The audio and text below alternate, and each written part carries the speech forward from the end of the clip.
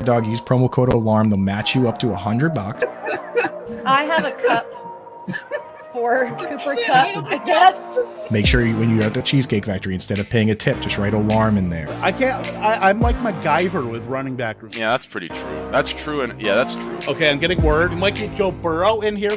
Hey, Joe! No, I'm not drafting anyone at all. I'm not going to, so quit asking. I've got information, man.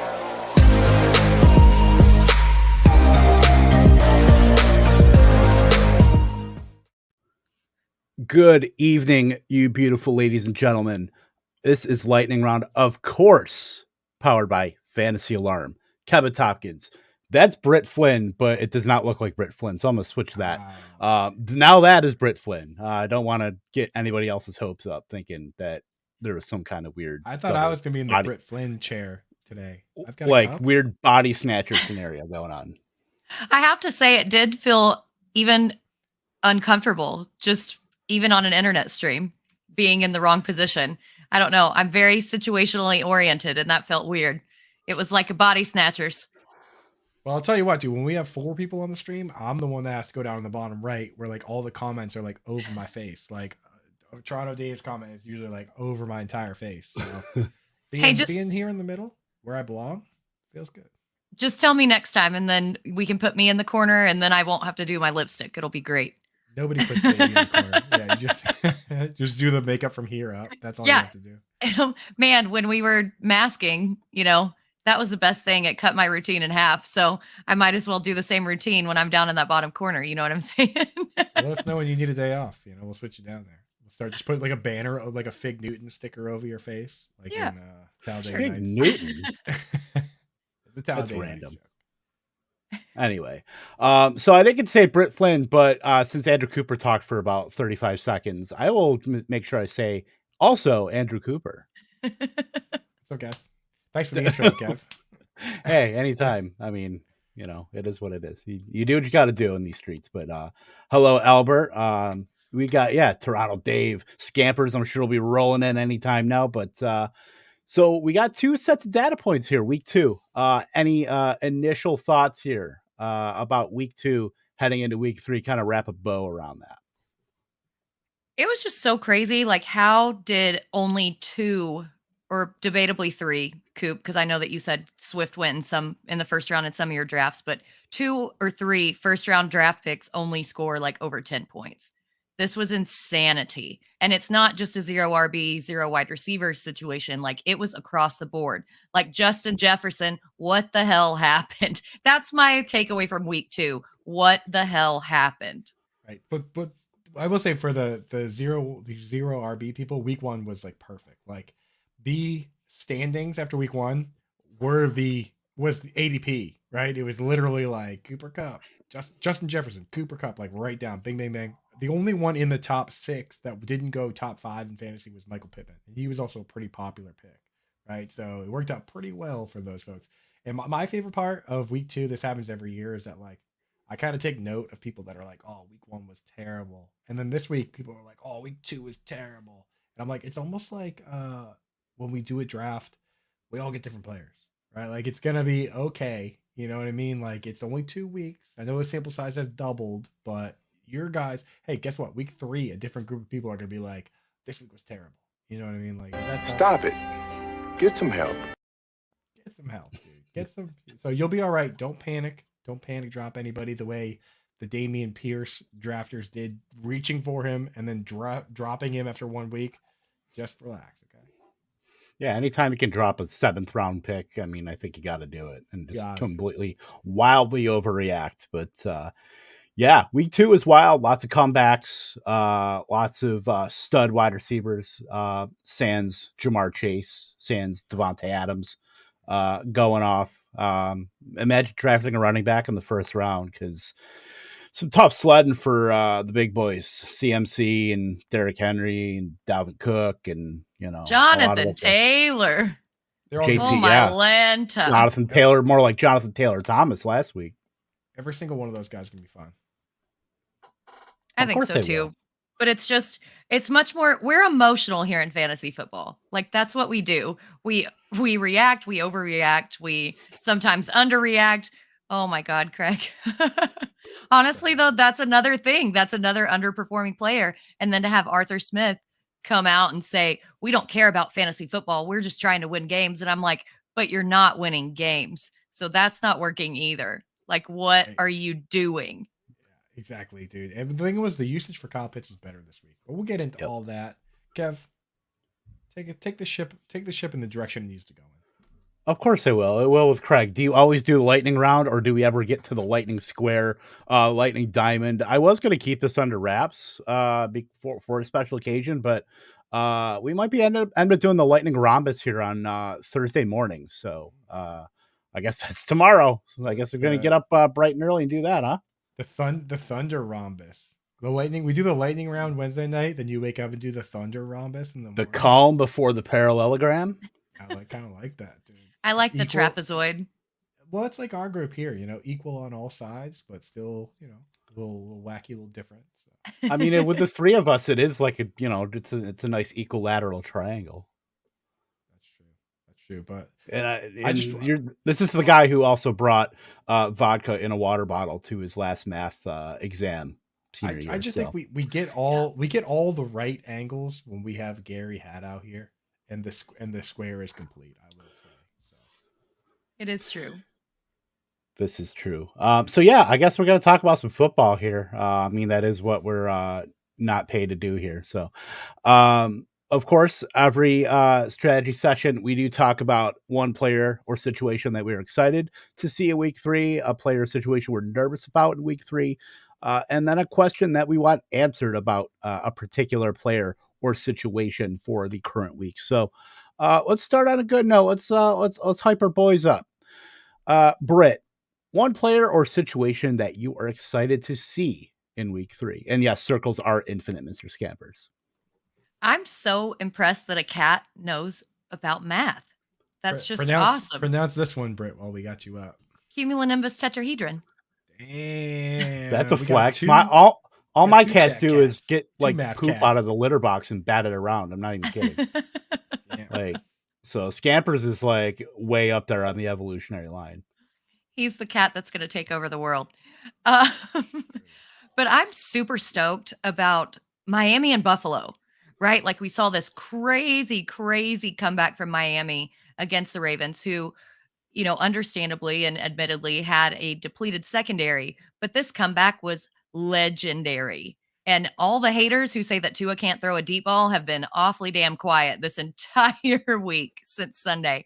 And so now they're going up against not only a division rival, but a division rival with the number 1 offense in the NFL, who, is probably a favorite for the Super Bowl in the AFC across most analyst circle. And it's going to be very interesting to see if Tua can keep up this passing rate.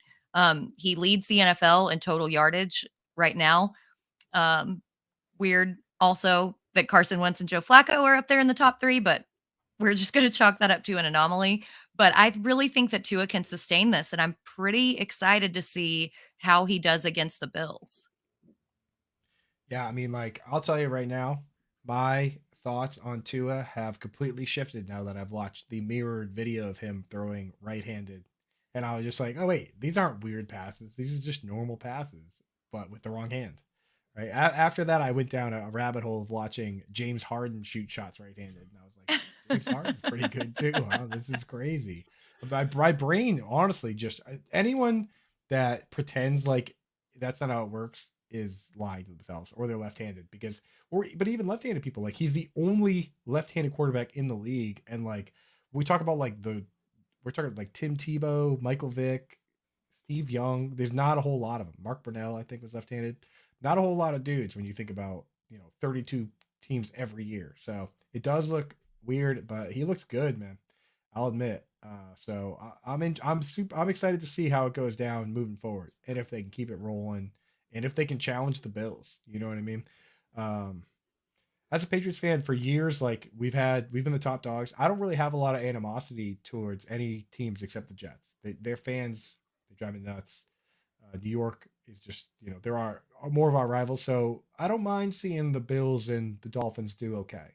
I'm kind of interested to see who wins that battle. Yeah, I'm very excited about Tyreek Hill and Jalen Waddle both in this offense getting passes from Tua. I mean, considering you've got two just absolutely elite players, they pretty much had a stranglehold on the entire target distribution last week. Let me pull it up here. 30 combined for 31 targets, 87% of the air yards. Both scored over 40 fantasy points. Both did. Like Hill was wide receiver 2, Waddle was wide receiver 3 in PPR last week.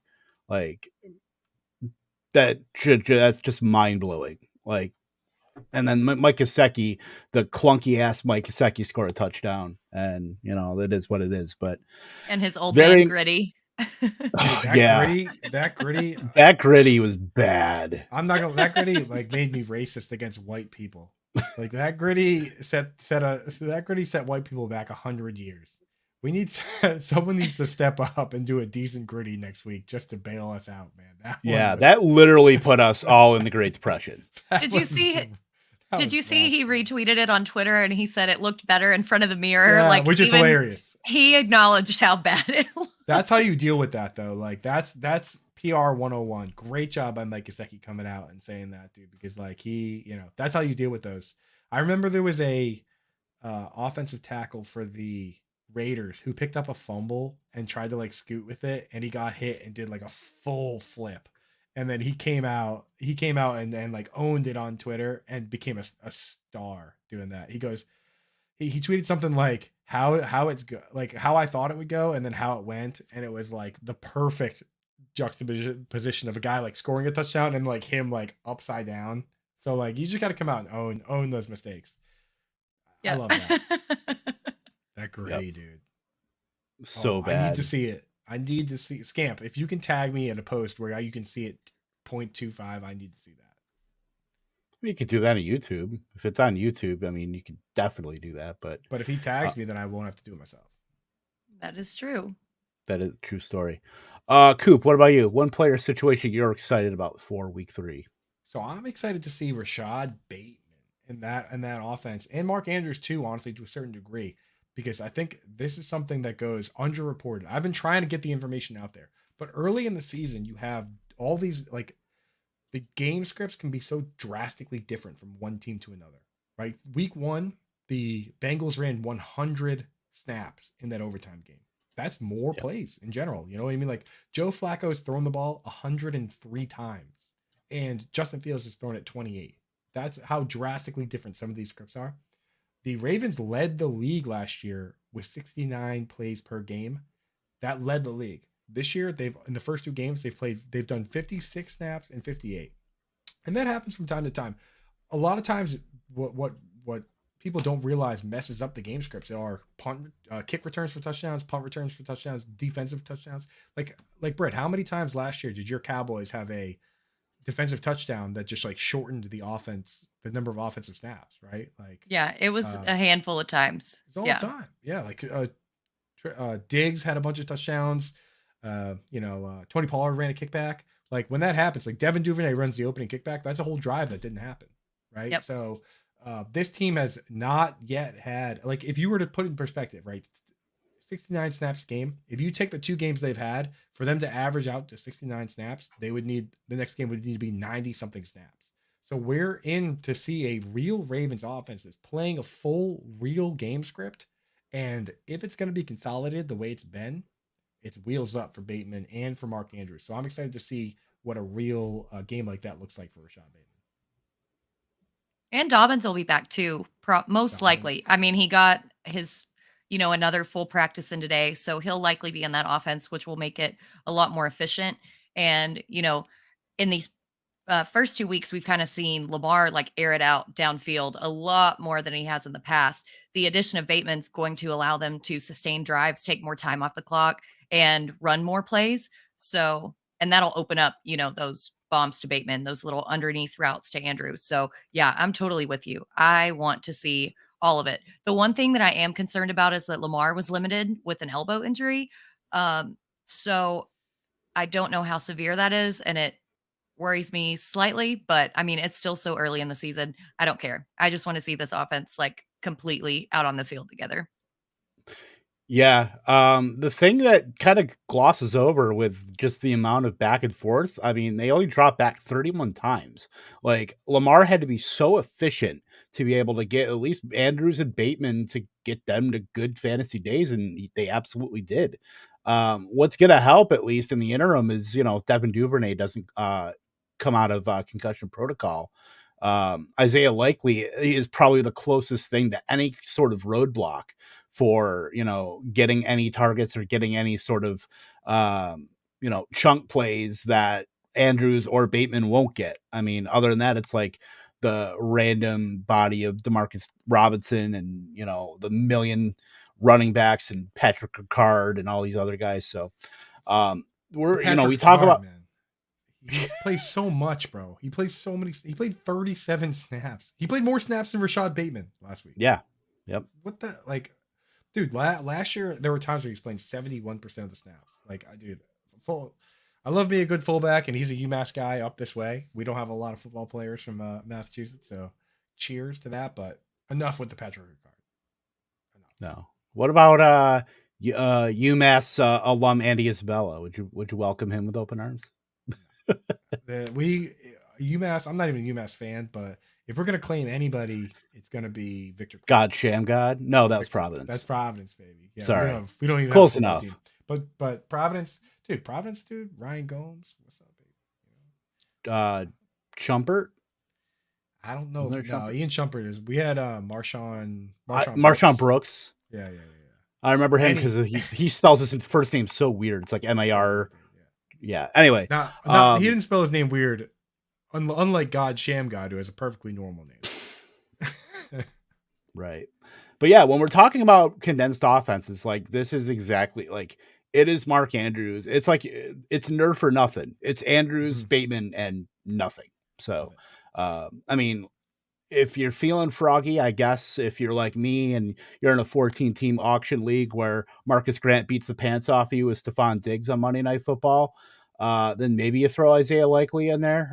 By the way, Marcus, we're maybe not on speaking terms. I'm just kidding. But yeah, so Isaiah Likely would be the only other guy that I would even think about rostering, but it's so condensed. And if we want to talk about studs, the player situation that I'm excited about, is it Garrett Wilson alpha season for the Jets? That was steamy. Ooh, Lord. I mean, just that move, that stutter step that he put on Martin Emerson for that touchdown. Like, I had to go in the other room. Like, I had to go smoke a cigarette after that, and I was smoke. Sleeping time for Emerson. Yeah. So, yeah. Another, I believe he was a first round pick, I believe, right? Or second, first or second, day one or day two. Anyway, yeah, not only did he, run 50 or 75% of the routes, certainly put up good numbers. He had 5 red zone targets as well. Like they will be looking for him almost every time. I mean, Elijah Moore is there, but I feel like Wilson has kind of surpassed Elijah Moore on the depth chart. Like, what a great situation to have and to waste it on it's like from Big Daddy. We wasted the good surprise on you. You're wasting these good, receivers on Joe freaking Flacco. Don't get out the jersey, Coop. Please don't. But Flacco's slinging though. He's kind of chalking, dude. He's low key all right. That's the best compliment I can give him is he's low key all right. Long as he's finding Garrett Wilson, that's fine with me. 14 targets, 8 for 102, 2 touchdowns, 44% of the air yards, 2.83 yards per route run. Like it's real. I mean, he's overshadowed by like just the Stephon Diggs and the Waddles and Hills and everybody, but Garrett Wilson is he was on waivers in one of my leagues. Like, how does that happen? Like in a league where 10th overall pick in the draft this year. Yeah. Everyone was so concerned with landing spot that a lot of people were out on him. But the AJ Brown corollary, because that was the big happened. Spot with him too. You know who this happened with was Odell Beckham Jr. Like he was like, he was a little banged up to start the year, and people would use flying under the radar. Mike Evans too. I remember being on waivers that same year, and then we went back and they blew up, and we were like, who are these guys? And I looked at their draft and I was like, oh, that dude went 5th overall. Okay. Yeah. I guess that makes a lot of sense that this guy's really good. Right. And the definitive Joe Flacco take that no one can argue with is that he's throwing a lot. You can say what you want about how he's doing it. I don't think anybody has more attempts so far this year than 103 in 2 games. 103. What is that? Yeah, wild. In this economy, slinging. Well, and the thing that I want to add about Garrett Wilson's target share is that he went out for a little bit of the game with that back injury when he came down hard on the sideline. Can you imagine what his snap count or snap percentage would have been had he not been injured for that little period of time? Like, it would have been even more monstrous. Now, I am a little concerned about the fact, like, when Zach Wilson comes back in, I don't know how he's going to kind of gel with him, because as a rookie, probably the majority of training camp, he was working with Joe Flacco. So he has more chemistry with him than he does the first teamers.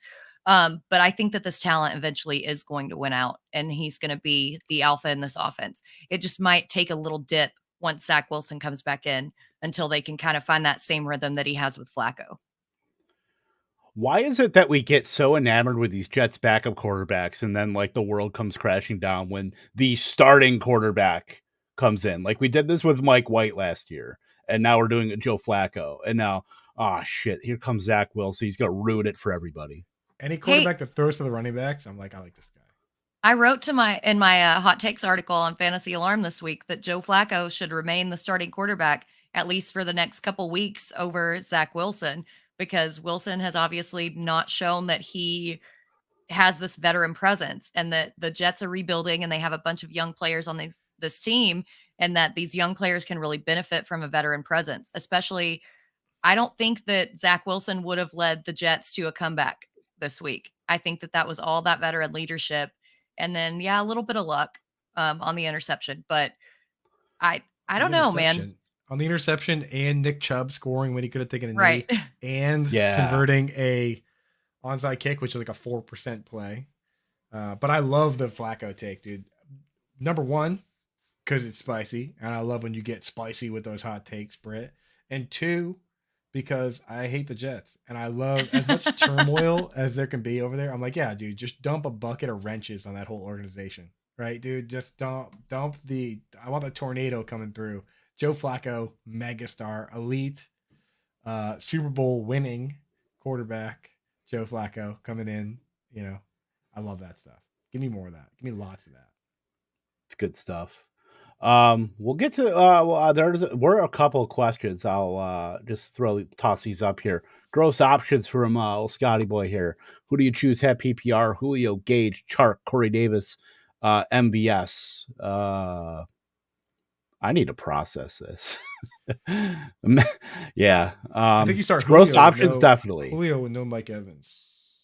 Yeah. Yeah. If he's healthy, it would go Julio. And then I really do kind of like Chark up against Minnesota, to be honest. He had an offer, but Chark is going to have better days, especially if there's going to be more defensive attention on our new Lord and Savior, Amon-Ra St. Brown. Corey Davis is like he had a decent week too. He's like wide receiver. He's like wide receiver 18. Yeah. Monster touchdown, dude. That touchdown was actually a master class in deception. I used to watch a bunch of like the breakdowns on like the Patriots games to see how they did what they did, and they would like do one thing 5 times just so that the 6th time they would just pull your pants down. And that's exactly how that Corey Davis touchdown happened. They kept running the same route with Elijah Moore, where it was zone, right? And he would come up. Shout out to Anand Nanduri, who actually showed me this clip. He would go up, and then he would just come out in between the zone, right, on the left side, like this, and then he would catch a pass right in that zone, and he did it like 3 times. Elijah Moore did, and Corey Davis was doing the other side, and then the one time they caught the dude cheating, Corey Davis faked it and just went right up the sideline. When you watch it again now, watch the Corey Davis touchdown this week, and just picture how like 5 times in a row this cornerback got beat because they would go underneath him. And then the second he went to jump the route, 75-yard touchdown. That guy had a rough day, man. That guy but like that's the kind of chess that goes on that it's hard to factor. You can't put it in a spreadsheet, Right. A true professional wide receiver, Corey Davis. He is. He is. I mean, once you get one league that gives you points for blocking as a wide receiver. I think we're going to see a lot more Corey Davis being rostered. Allen Lazard 101. Let's go. I was literally about to say the same thing. I'm so glad. Willie Snead corollary. Also, shout out Howard for the green hair and following through on that Allen Lazard bet. Ridiculous, bro. It is ridiculous. Also, Jair Alexander does not shadow. He's not shadowed since week 7 in 2020. Thank you for Ian Hartitz for that little nugget. So don't know if you have to worry about Jair following anybody in that Tampa offense this week, which loses a little bit of luster without Mike Evans. And, obviously Devontae Adams not there, but should still be a fun matchup of two quarterbacks that about equal 9,000 years old. So that'd be fun.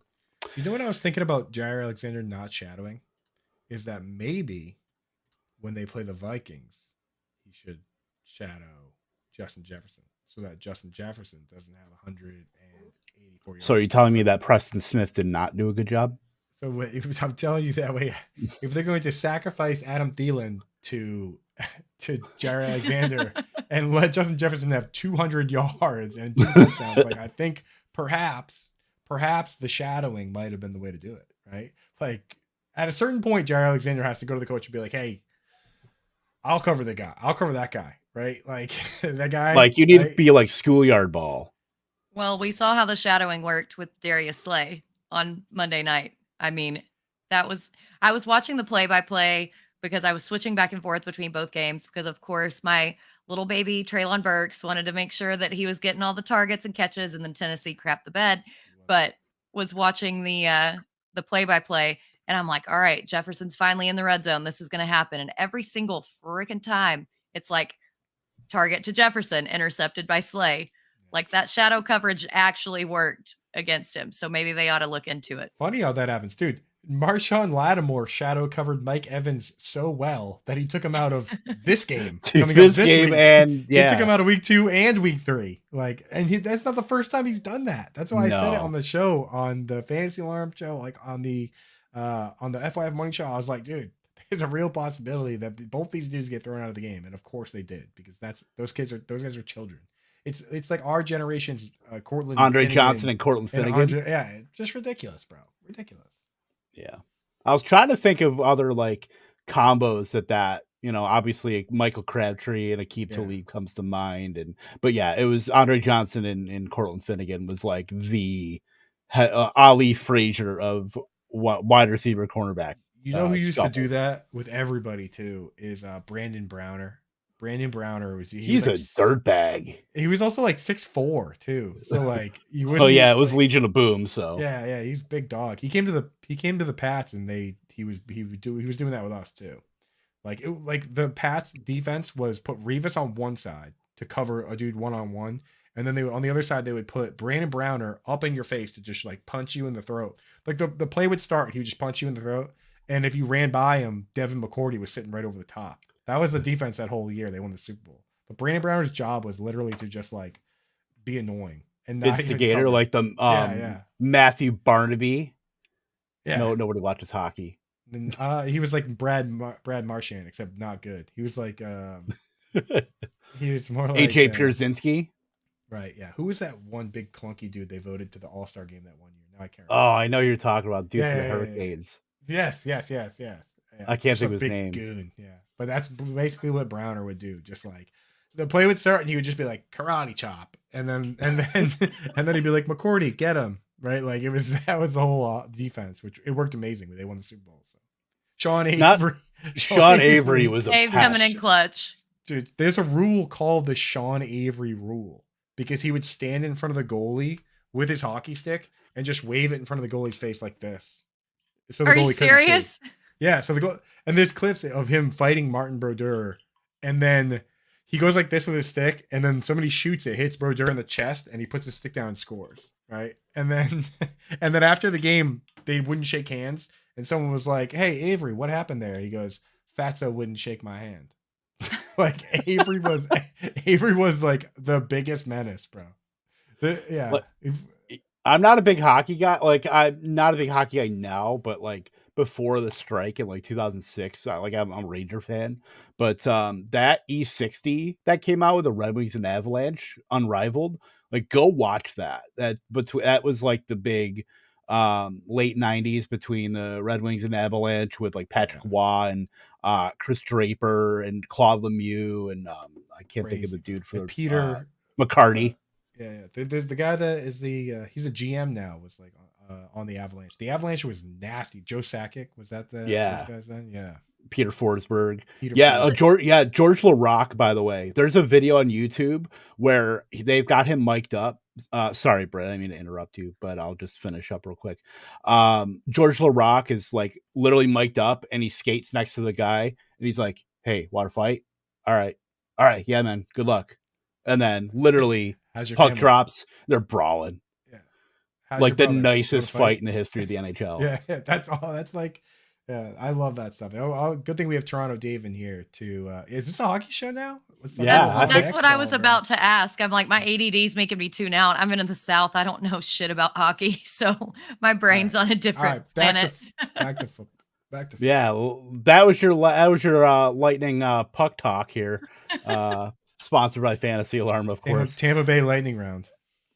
Tampa Bay Lightning round. We need doers down here to just get the Lightning round. The Tampa Bay Lightning round minute with Andrew Dewhurst. We just need like a boots on the ground from Canada. I like Dewhurst, man. He's awesome, dude. Anyway, so players. Back to football. Player situation we're nervous about in week 3. Britt, I will lead off with you again because you were the latest or the earliest one to talk. So floor is yours, Britt. So I'm really nervous about the Bengals at the Jets.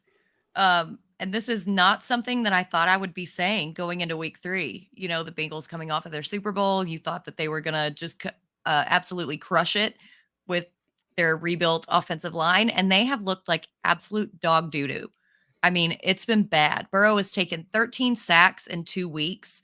The Jets defense looks surprisingly good, which is, again, not something that I thought that I would be saying. Until they really get this offensive line together and their entire offense together, because you've got Jamar Chase and T. Higgins out there, and you can't get it to either one of them. I mean, it was just insane last week. I thought that last week was going to be an absolute slaughter in Dallas, and it did not end up being that way. Did you mute me? No. Sorry. I'm looking at the wrong page. I forgot I have 2 screens running. And I heard a click in my headphones. That's why. But yeah, I think that the Bengals really have some stuff to sort out, and the Jets might be able to take advantage of this. They've actually done a decent job on their defensive line, getting pressure to the quarterback, and actually have accumulated some sacks. And so we'll see if week 3 is when the Bengals come out of their Super Bowl hangover, but I don't really know. And I'm kind of nervous about it. Yeah. The thing is, week 3 feels like a real sample size, right? Anything can happen in 2 games. 3 games, that feels like a serious sample size. And Joe Burrow has not played well. So this is a big time test for this team. And the Jets have gotten themselves some scraps lately. The Jets are a team, the opposite of the Ravens. They're averaging 77 snaps a game so far, which, as I mentioned earlier, well above the league leading average last year. Teams usually play about 60 to 65. So I always like to take a look. I feel like nobody looks at that. And we don't factor it in. It's like, why wouldn't we factor in the fact that the Bengals played 100 snaps and then last week the Bears played 41? Like, we should look at that. So, the Jets have been high flying though, so it could be a fun game. I'll have to say. I don't know, Kev, are you worried about Joe Burrow? Where do you draw the line in terms of guys you would start over Joe Burrow? Like, if you have Tua and Joe Burrow, you start Tua? That's tough. Because the Bills will look like the best team in football. So I'd have to give it some serious consideration. And that I think I'm still holding the line with Burrow, but I am very concerned with the fact that I did see this stat earlier today that Joe Burrow has been sacked for more yards than Najee Harris has rushed so far in 2 weeks. So if that doesn't kind of leave some piss and vinegar dribbling down your leg, I don't know what does, but perhaps not the greatest metaphor by old Kevin Tompkins. But 13 sacks when you just signed Alex Capel, Al Collins, and Ted Karras. Like, that was supposed to be your upgrade. You know, you're looking at year 4 of Jonah Williams, Jackson Carman, year 2. I mean, they gutted their interior line and then brought these guys in. They ended up they cut their starting guard in I think the wild card playoff round or something like that. Like Michael Jordan, I believe they cut him. So they just clearly had to rebuild, and they have not rebuilt anything right now. It's actually worse than it's been, even with all those, journeyman bodies. So Britt, I want to bring this back to you real quick for a rapid fire game. You ready? Go for it. Calling this game Joe or no. So if you would start Joe, say Joe. If you would not start Joe, say no. All right. Joe Burrow, Jared Goff. Goff or no? Sorry, I don't know the rules. Say Joe. I know. Say if you would start Joe, No. say Joe. Yeah, I would say no. I would say no. So you would start Jared Goff? I would start Goff. I think so against Minnesota. Wow, that's such a spicy start. I'd start Joe, but Goff has been a lot better, so I would consider it. I think I'm still leaning Joe. Wow, Joe. So we got to go back. We got to backtrack a little bit. Joe or no? Trevor Lawrence. Joe. Yeah, Joe. Yeah, but I don't like it. Wow, dude. Joe or no? Jameis Winston with broken back. Joe. Joe or no? Tua. It's so hard. That's what she said. Oh my God, Kevin. Joe. Is it a Joe or is it a no?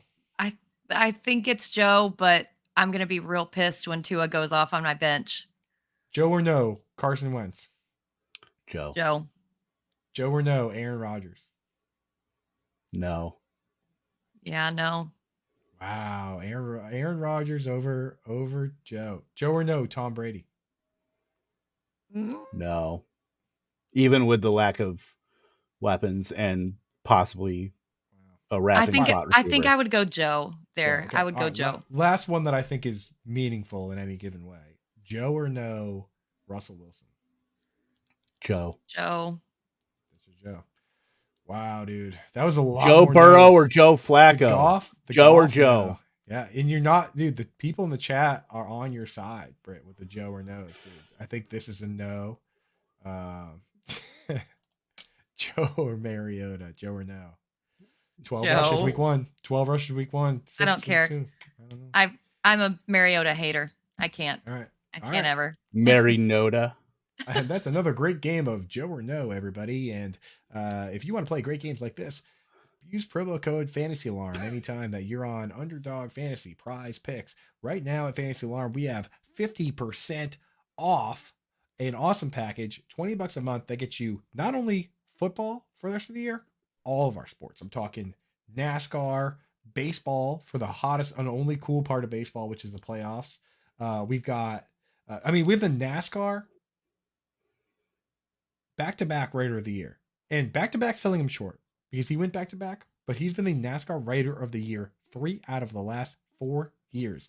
Matthew Sells, yen. If you want to get in there, win some money on Sunday that's not football, Matthew Sells. That's your guy. We got that. Fantasy Alarm, 50% off right now. We got esports. We got everything. All right, get in the game. Don't sue me, EA Sports. Come over. That's the promo for today. All right, Fantasy Alarm. Use promo code Alarm anywhere that you think it's a cool site. It probably is if it's sponsored by Fantasy Alarm. But if it's not, then forget it. All right. Or you could try it. Try it.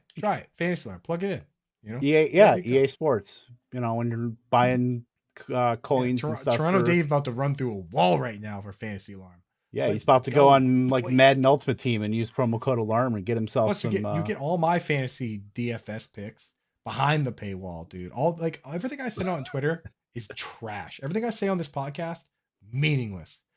Behind the paywall, that's where all the glory is. I don't know about meaningless, Britt. I just want to Just want to put that one out there. I But, was muted there. Definitely not meaningless. All right. Well, things I see on this, I'm just trying to sell. I'm doing a little salesmanship. All right, but hey, that's where Millionaire Mike sell the podcast too, man.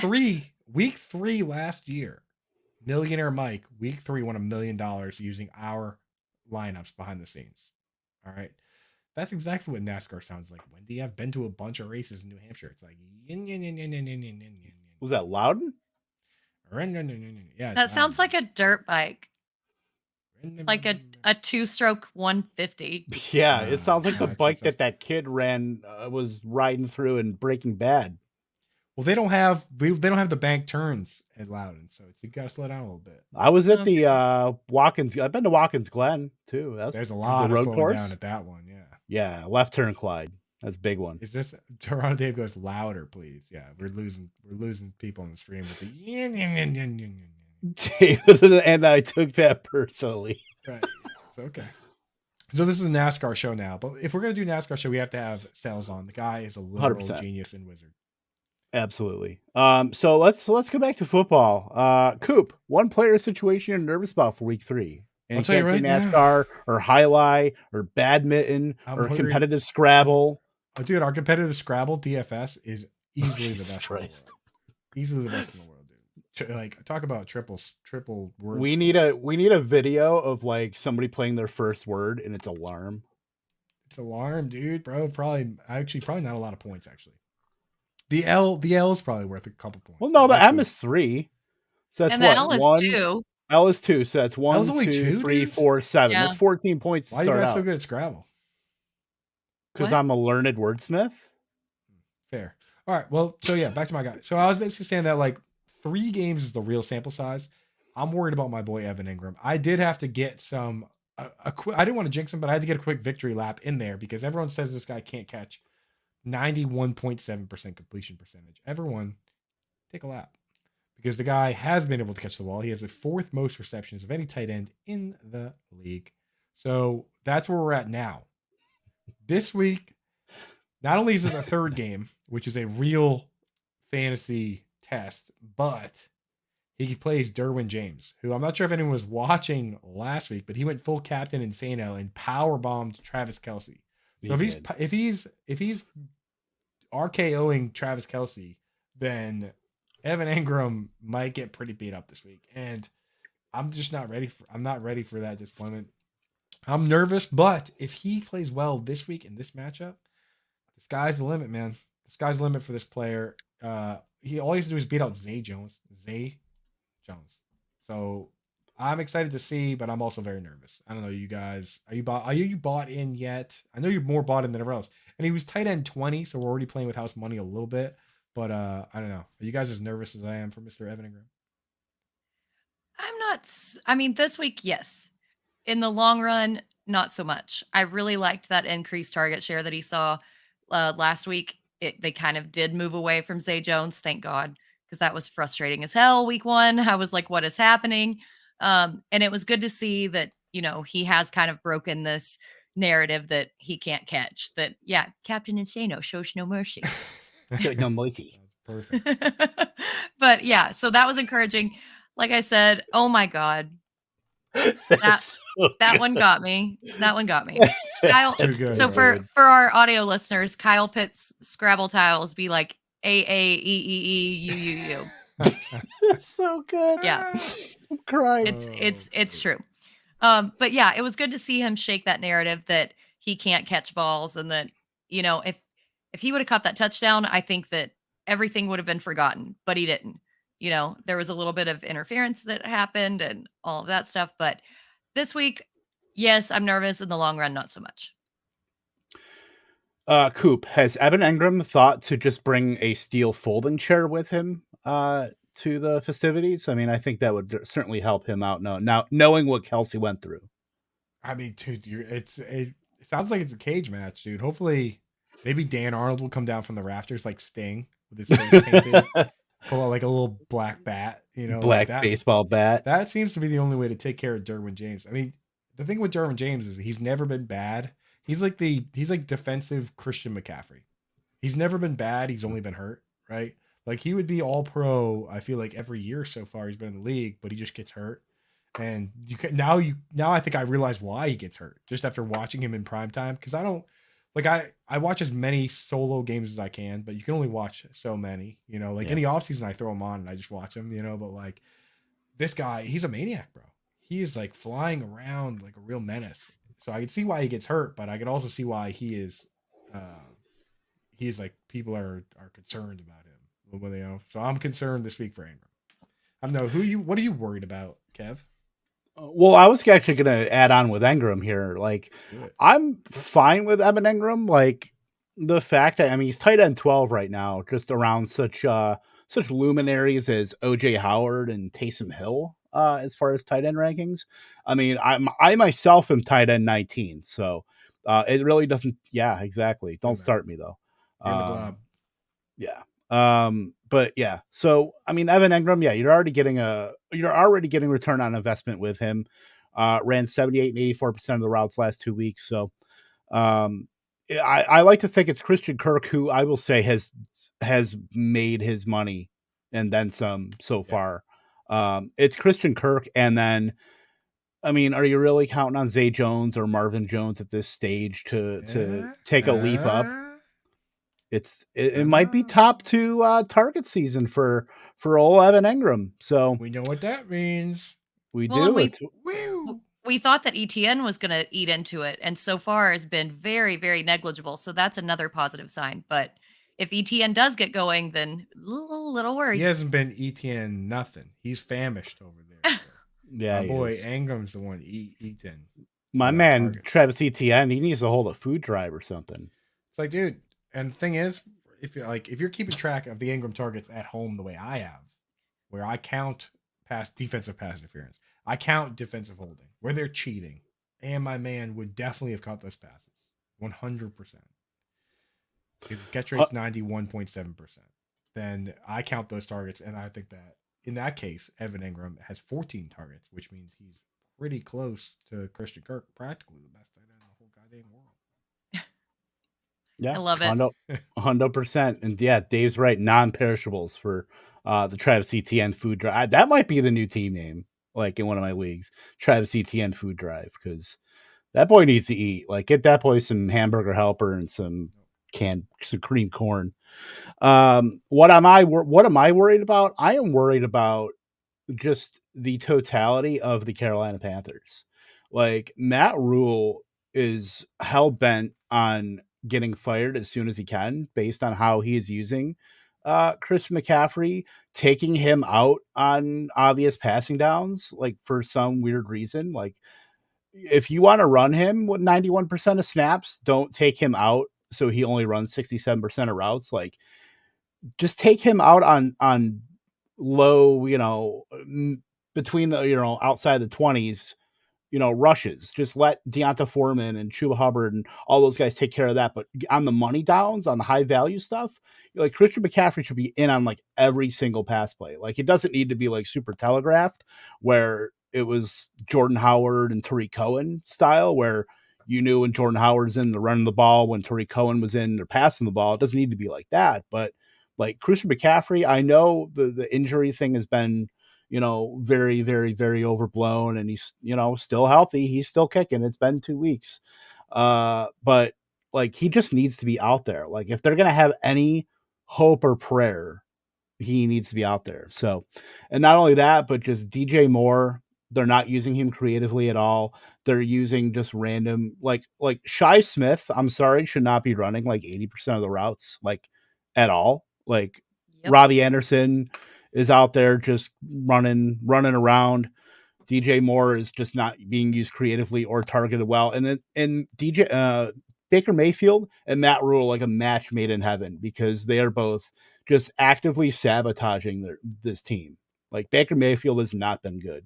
So I think it's only a matter of time before, you need to place a bet. First head coach fired might be Matt Rule. Unless Cliff Kingsbury wants something to do with that, but yeah, it's very hard to click into DJ Moore and Christian McCaffrey. You have to, for the investment you made in them, but I don't like this at all. Yeah, I was literally screaming again, watching play-by-plays because I've got a million different TVs and stuff on and can't have everything on. But every time they targeted Shi Smith, I was like, why is he in the game? What are you doing? Because I have both shares of McCaffrey and DJ Moore. And I'm like, why are you not using him? And it was just so frustrating. And it just continued. It wasn't like, oh, we're getting, game scripted or outplayed. It was just complete utilization errors.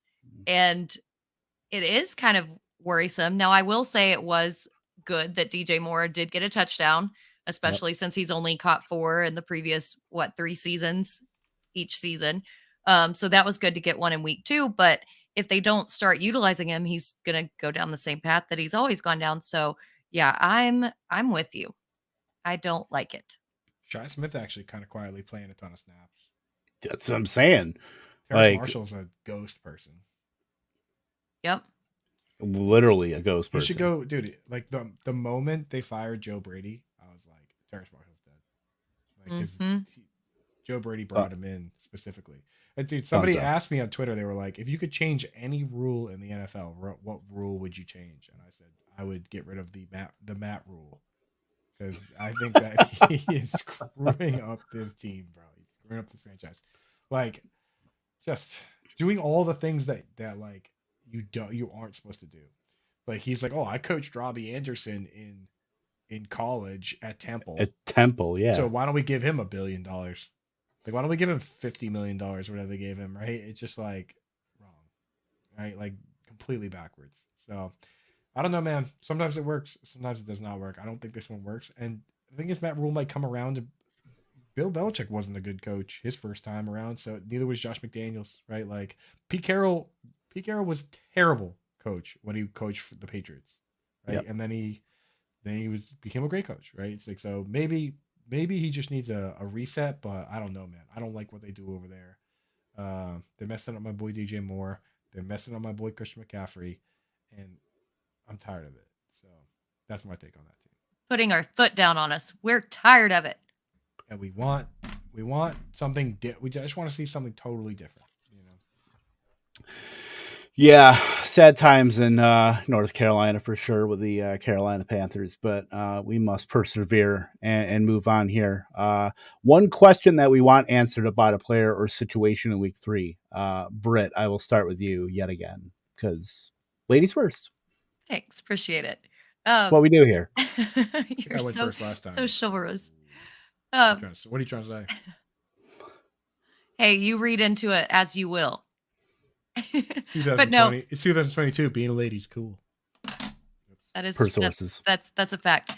No, I want to know which Vikings team is the real Vikings team. We saw them go into Green Bay and absolutely destroy, and Justin Jefferson just put up, 2 touchdowns, 200 yards, and then they went to Philadelphia and pooped the bed. I mean, that game was god awful. There's no other way that I can describe it. Going into Detroit or against Detroit this week, they have literally allowed the most yards to wide receivers. So there's no reason that Kirk Cousins can't kind of rebound off of his primetime curse that he had on Monday night. But going down the road, what's going to happen with that team? I mean, you're out there targeting Irv Smith and he's dropping like balls with 2 hands on it. It's not just the Justin Jefferson thing. It's the entire offense. Not utilizing Dalvin Cook. Dalvin Cook's yards per carry being under 3 yards. I mean, what is going on with this offense? Yeah, that was my thoughts on it, Coop. So I just want to know. I want to know if it's the ones who played against the Packers or is it the one who played on Monday? Yeah, dude, what is happening? I mean, it's like I was concerned in the offseason because it was like they were like, okay, Kevin O'Connell's going to come over and run the Rams offense. And I was like, okay, cool, right? This is going to be fun. And then they had a pick in the first round, and I was like, okay, I'm going to take a wide receiver here because they're going to run the Rams offense. And then they traded it to the Lions, who took a wide receiver. And I was like, no big deal. They're going to take a wide receiver here in the second round, right? And they took some or at the end of the first, like some like hybrid corner safety. And I was like, okay, maybe they're not going to run that offense. I was like, obviously they're going to trade CJ Ham because they're not going to use a fullback because that's not the Rams offense. Keep CJ Ham. Just use him strangely. It's just like this you know what I mean? It's like if you hired Cliff Kingsbury and he showed up and he was like, yeah, I know you guys hired me to do that air raid stuff, but I got different plans. We're gonna use CJ Ham. You know, it's like, no, dude, we hired you to do the thing you were supposed to do, right? So like, what's going on here? Like, why aren't they throwing it a ton to everybody? Like, why isn't they're spreading the ball around? It's like, why doesn't it look like it's supposed to look? So I am a little bit concerned about the Vikings, and I do want some questions answered. And I do want Adam Thielen to get peppered with passes because that's how the touchdowns happen historically, right? Yep. Yeah. The Thielen usage was absolutely befuddling. Crazy. Befuddling. It's a good word. I like befuddled. that. We are all befuddled. It is a very befuddling time we are living in right now. Yeah, it's like Cliff Kingsbury. You know what? I know we were playing football before, but we're gonna run a Dairy Queen instead. For real, yeah. Yeah, and I'm like, the thing is, I have so many fantasy teams that I'm tired of rooting like specifically for certain teams or whatever. Like, I just want terrible offenses to stop being terrible. Like, I don't want games to be bad. Like, teams to lie down. Like, the Bears need to stop being the Bears. Like, I want all the games to be fun and maximum fantasy points across the board. Like, I don't want this trash. So get rid of it. No, Get rid of it. Good offenses and bad defenses. That's what we want. Yeah. Oh yeah. Hell yeah. Change the rules so that defenses like there's nothing they can do. You have to play with one hand tied behind your back. That'd be great for fantasy football. Right. Oh, that'd be amazing. Sorry, Marcus Valdes-Scantling still would only Craig and Luke with your IDP leagues. I know, and MVS would still catch only half his passes. Probably. The one question that I want answered, like, is Derrick Henry and or the Titans dead? DEAD? Like, Derrick Henry, it's not looking good for the big dog. Big dog might need to go to a shelter pretty soon because ain't nobody adopting that one. Right now, both games under 4 yards per carry. I mean, the things that we were saying about, the Titans have looked uncompetitive, at least semi-competitive in the first game against the Giants, but wholly uncompetitive against the Bills. If they're going to get game scripted out, I mean, if it's going to be like to the point where they're throwing Malik Wilson at like the end of the third quarter, what's that say about Derrick Henry that gets no pass snaps or pass downs whatsoever? Like, he's going to be stuck on like 12 carries. He's going to have to be as crazy efficient of Derrick Henry as he was before his foot surgery, the foot injury that he had. Which, by the way, I talk about this seemingly almost every time Derrick Henry comes up, but it's still a very valid point of emphasis that this is the same injury that took down Sean Alexander a year and a half later. So, I mean, we might have seen the best of Derrick Henry. It's 2 weeks. Maybe we're overreacting a little bit, but not a good start to 2022 for the big dog. And then the Titans, like, Tannehill looks bad. I mean, Treylon Burks can only do so much. I mean, the guy, they surrounded him with 30-year-old Robert Woods coming off an ACL, Nick Westbrook-Akine. I'm not even going to try to pronounce the rookie tight end's name, but Austin Hooper is just kind of there. Jeff Swaim is just kind of there. I want Okonkwo. That's about the best I can do. I'm not even going to try the first name. Chig. Just call him Chig. That's his Chig. name. Chiggy Okonkwo. We'll do that. But yeah, in the offensive line, Axel agreed, absolutely terrible. Garbage. So it's right now. It's just huck it, chuck it to Treylon Burks. You're pretty much hoping for that. But yeah, that team just looks wholly uncompetitive right now. Derrick Henry is going to be feeling the brunt of that if the Titans are truly a bad, dead team. Yep, 100% agree. I was watching that game and just all of my worst fears came true, basically. I was hoping that they would be able to kind of at least navigate or game script manage enough where they would keep it competitive and still be forced to throw. It wasn't even that. I mean, Tannehill just looked slow as molasses. Derrick Henry looked like he was running out of gas before he even touched the ball. I mean, it was awful. So, yeah. Bro, so that's all I have to say. Before this, I popped on the I was on the Got that?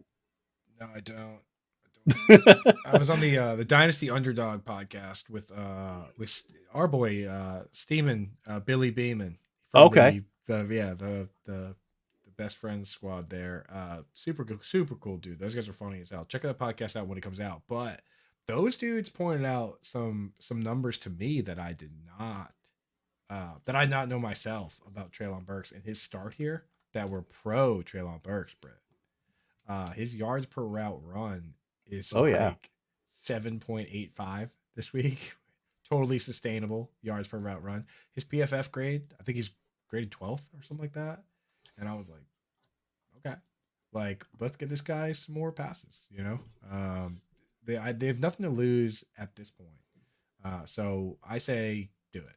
I say set Burks free. Right, mix him in. It's like if you want him to be, if you were trying to pull like what everyone thought, right, is like trade away Stephon Diggs, draft Justin Jefferson, party keeps rolling, right? Like trade away AJ Brown, draft Treylon Burks, party keeps rolling. Like if you want even the opportunity for that to happen, you have to play that guy, right? The reason Justin Jefferson became what he was so quickly is he had the opportunity. Burks like is showing the efficiency numbers on paper.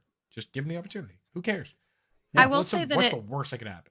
It is encouraging that he was taken off the field along with the other starters and that Robert Woods was left out there in the fourth quarter. So that to me makes me think that hopefully they're going to get him involved down the stretch, but it cannot come fast enough, to be totally honest. Yeah, 28. TPP. Toronto Dave said TPPR 30%. It's like 84%. It's insane. It's even crazy. Or this last week, it was like 80-something percent. On the season, it might be 30. Target. Oh, I don't know. I think it's more than like the 40s, 50s. I mean, it was crazy high last week. Him and Kyle Phillips, just because on if you're only running like 60, 70% of the routes or even lower, but you're still earning targets, like that number is going to skyrocket. Last week, 35% targets per route run for Treylon Burks, played 61% of the routes and still got 6 targets. So, I mean, on a per route basis, like Treylon Burks is crushing it. That's usually the sign that says, hey, you should be playing this guy more. This guy is earning targets. He needs to be out there more. I mean, that's what's going to increase as soon as you get up into like the 70s, 80s. Now you're talking a guy who's going to be averaging about 9 to 10 targets a week. And then that's what you want in fantasy.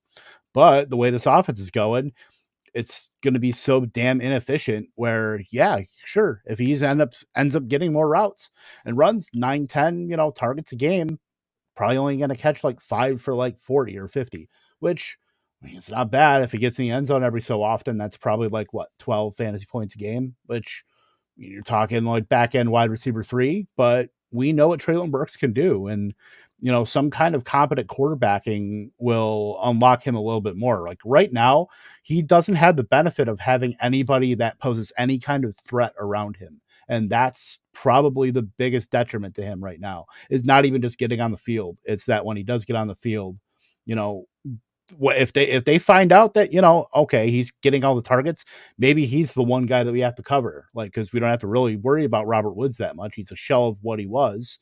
Nick Westbrook-Ikini, they signed Josh Gordon. That should tell you the entire state of their pass catchers right now. When you play Josh Gordon and you give him in his first week 25% of the routes.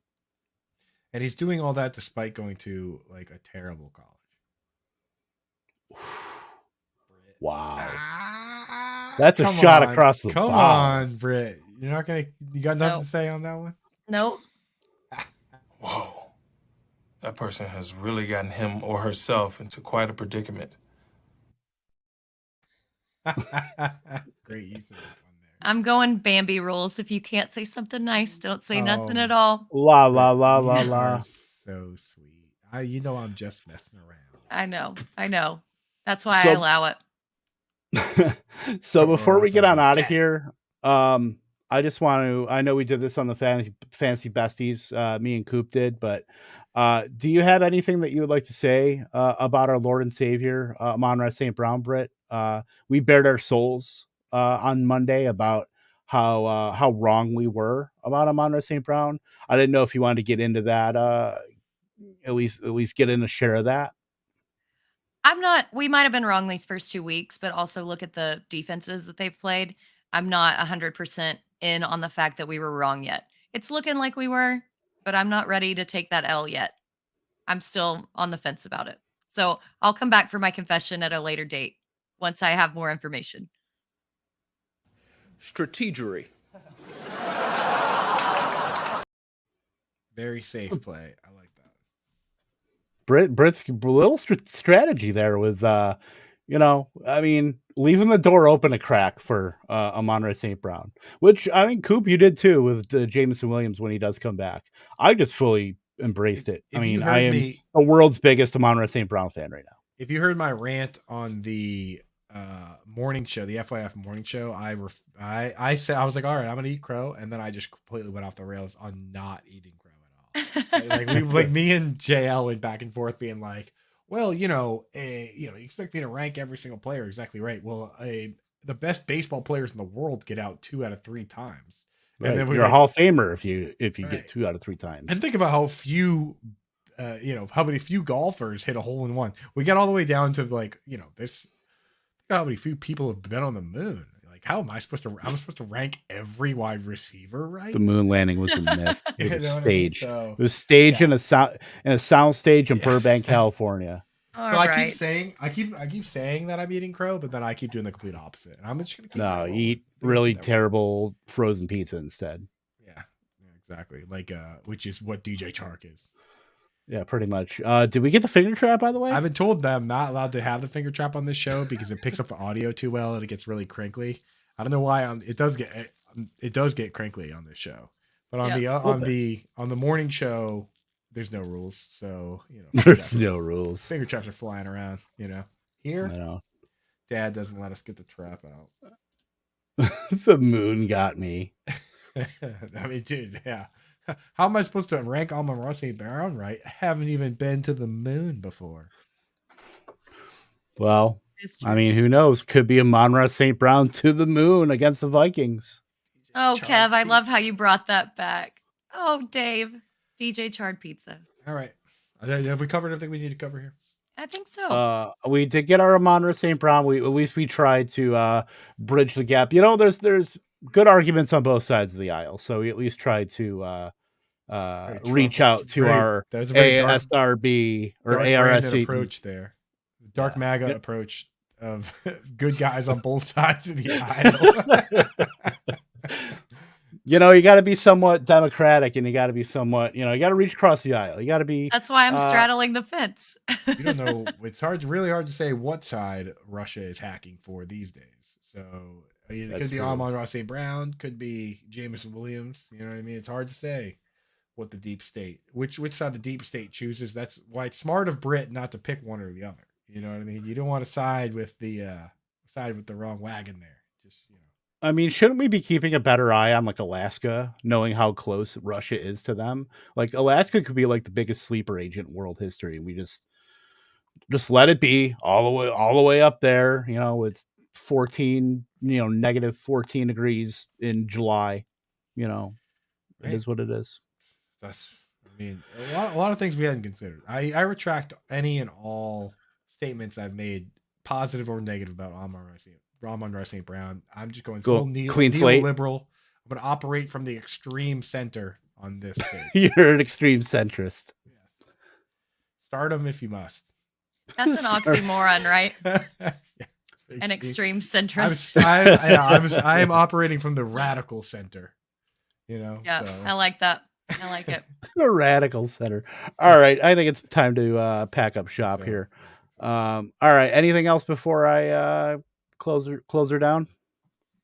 Just good luck every week or everyone in week 3. I hope that it goes better. And every week too. Every single one. Yes. And every week. Yeah. I hope you do just fine. It's the radical centrist in all of us. I hope you do just fine. I hope you make the tournament at the end of the year. I hope you do satisfactory. I just want us all to have a good time. That's fun. Do the thing, score the points. Let's all have fun doing it. Gosh darn it. Said nobody ever. All right. We will be back the same bad time, same bad channel. If you like this video, please go ahead, hit the like button. It helps us feed our kids. All 0 of the kids that we have cumulative. I mean, I can't really speak for Coop. I would say, who knows his shady past. I'm telling you though, it's like we don't get those likes. My kids are gonna be wearing newspapers on their shoes to school. So Yeah, we're gonna be having our own need the food drive likes, like we Travis need the Etienne. subscribes. Yeah. Oh my Travis goodness. Etienne food drive, dude. We're gonna be eating like uncooked macaroni and We're gonna be eating meatballs green for giant breakfast like peas. the Amon-Ra St. Brown kids do with their weird dad. Tomato paste. Nobody wants that. Do you want us to eat tomato paste? If not, hit that like button. Exactly. And use promo code ALARM. For Andrew Cooper, for Britt Flinn, I am Kevin Tompkins, and I will end this broadcast by saying toodles.